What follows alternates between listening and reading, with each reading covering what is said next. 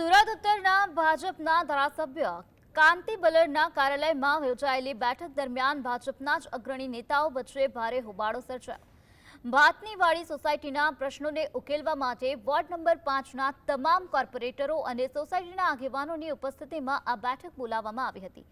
સોસાયટીના આગેવાનો રવાના થઈ ગયા બાદ કોર્પોરેટરો વચ્ચે આંતરિક ચર્ચા ચાલી।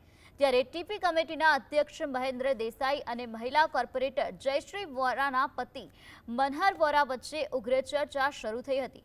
મનહર વોરાએ મહેન્દ્ર દેસાઈ પર કોર્પોરેટરો સાથે સંકલન ન રાખવા અને સરકારી કાર્યક્રમોમાં આમંત્રણ ન આપવા જેવા ગંભીર આક્ષેપો કર્યા।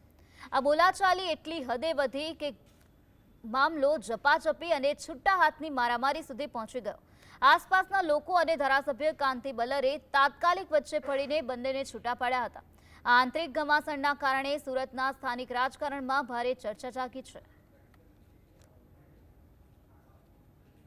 મારા ધર્મપત્ની જયશ્રીબેન વોરા ઉપર પણ એને હાથ મોડીને એનું પણ ફ્રેક્ચર કરેલું, મને ઉપર ખુરશી મારીને ફ્રેક્ચર કરેલું છે।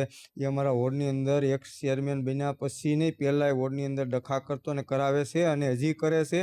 અને ચેરમેન બન્યા પછી એક પાવર આવી ગયો છે, અધિકારી પાસે ખોટું દબાણ કરીને અમારા વિસ્તારના પાટીદાર સૌરાષ્ટ્રવાસીના મકાન તોડાવી ડિમોલેશન કરાવે છે। તો આવો તો કોણ માણસ છે દુશ્મન, કે અમારો અલ્લારીનો દુશ્મન છે મહેન્દ્ર દેસાઈ।